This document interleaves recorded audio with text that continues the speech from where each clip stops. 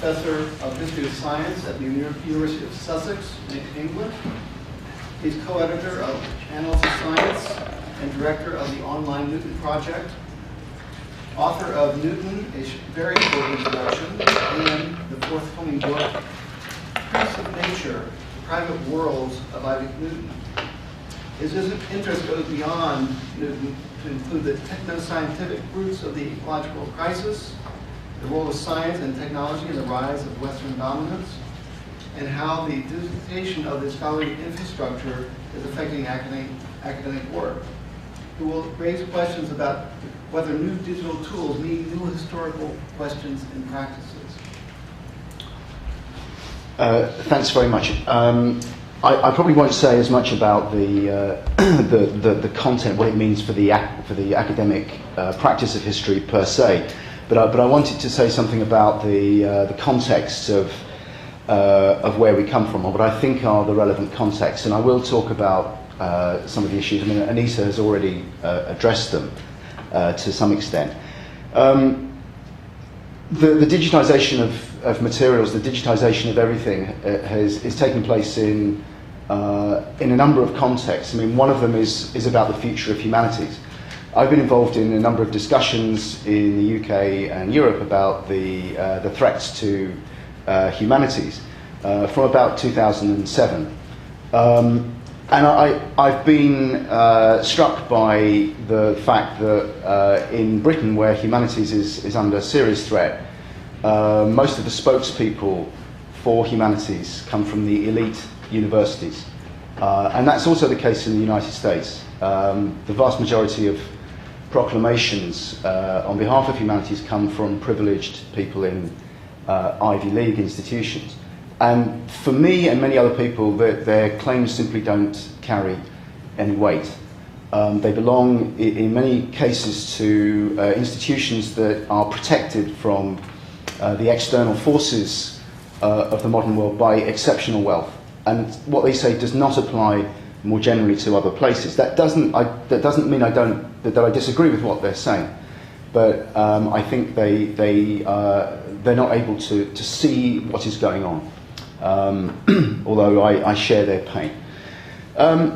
Humanities until the 1950s and 60s was invented in the late 19th century. I mean, we can debate that, but let's just assume it was invented in the late 19th century.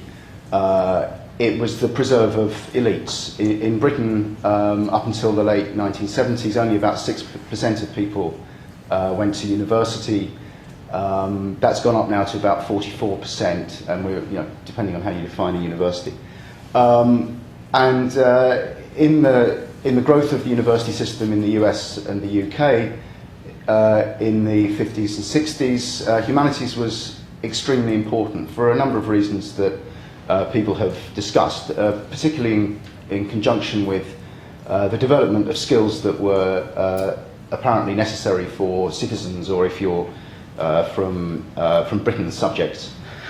A number of functions of humanities which I think are under threat, or have already gone or been degraded by digitization. One of them is close reading. Another one I think is the life of the mind. There are a whole series of other elements of traditional humanities practice in an academic environment that I think are threatened by the availability of very large digital sources. And I actually take some of the comments about engrams and culturomics and so on to be exemplary of that. It's as if being able to simply call up these graphs counts as academic work. And I share the view of many traditional scholars that this is incredibly disturbing. A lot of what I'm saying is self-interested because, of course, I deal with the technically difficult material with Newton. And I do not believe that what we're putting online is the same beast or species as the kind of things that are being done by Google, which, by the way, have a lot of use for people. But I have to say that I don't see the point of those graphs. I just don't see the point. Or rather, let me put it another way, that to me they don't count as academic history.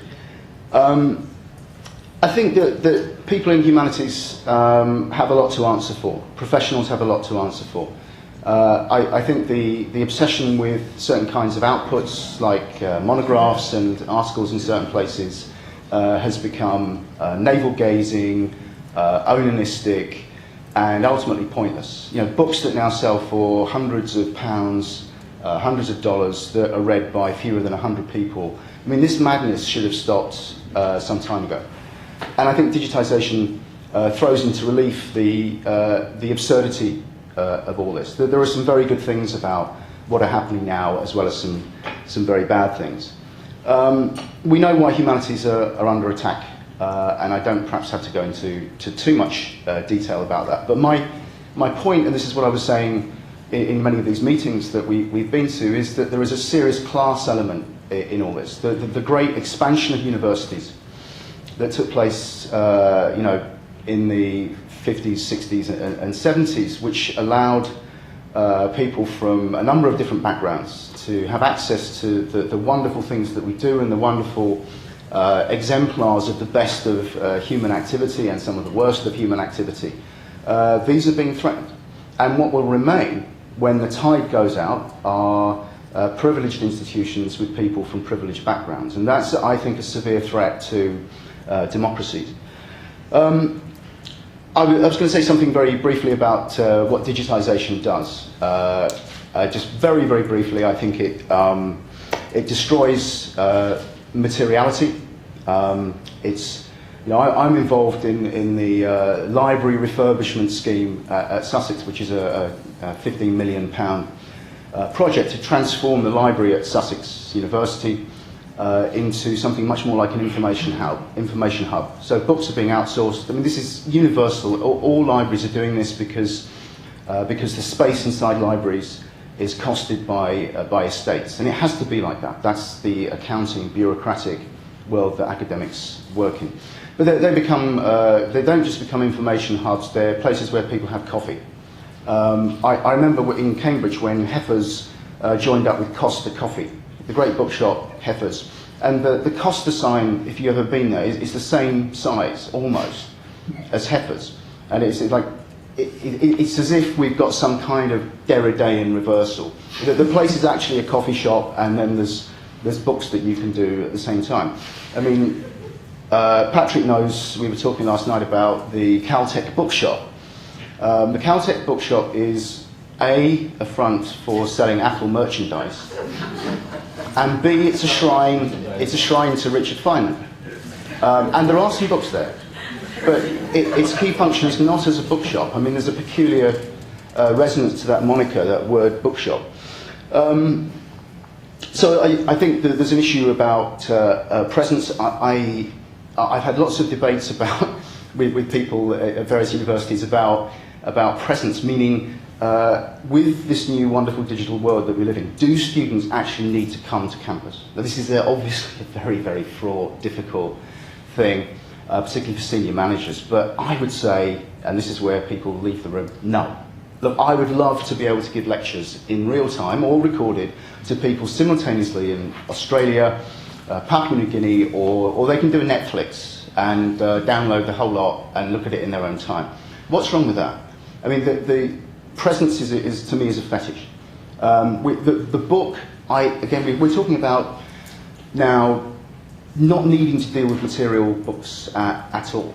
The students that I deal with don't need to look at books. They think that modern books are museological artifacts, let alone the kind of brown, smelly things that existed 200, 300 years ago. That's what these young people are like. You can nostalgically wish it was different, but it's not. That's just the way it is. The world is changing immensely fast, and we sort of have to capture the aspects of the way this is changing. And as Patrick said, we are dealing with a fundamental dislocation of analytic interpretation from the objects themselves. So, one of the points of the Newton Project is in fact to allow you to sit in your room and never have to go to all the places in the world, well, where there are libraries, but with printed books, but also to look at these manuscripts. You can do it sitting on your backside, just in one place, anywhere in the world. I mean, this is a physical disjunction from the objects of analysis, which 50 years ago was unthinkable. So, what are the conclusions? There were lots of good things about the old practice of humanities that are being degraded or lost, and I think we have to work out what those are, and we have to work out how we can retain those, preserve them, sustain them in the new digital world. I mean, obviously from a self-interested point of view, I think the kind of things we do with the Newton Project are exemplary, and I've already said boo to the to the engram stuff. I think that there's a big issue about what the point of academic history is in the new age, where there's phenomenal opportunities to publish things yourself online, where you don't need commercial or quasi-commercial publishers to publish your materials. I mean, I think all these practices and institutions are being called into question. And the thing I want to conclude with is really about MOOCs. MOOCs get bad press from the old guard of the new guard. So most people in academia have never heard about MOOCs, massive online open courses being run by Stanford, Berkeley, and so on and so forth. A lot of people my age think MOOCs are they're either superficial or therefore vocational subjects, engineering, science, stuff. Well, they're not. There are some MOOCs out there that give you that are not about just feeding you data. They are about allowing you to have a proper education. And these are phenomenally empowering, I think. These are great. I mean, I'm a massive fan of these things. And I think that what we need to do as humanities academics is to get hold of these, shape them for ourselves, and we can reach out not just to tens or hundreds of elite kids, but to tens of millions of people all around the world. Thank you.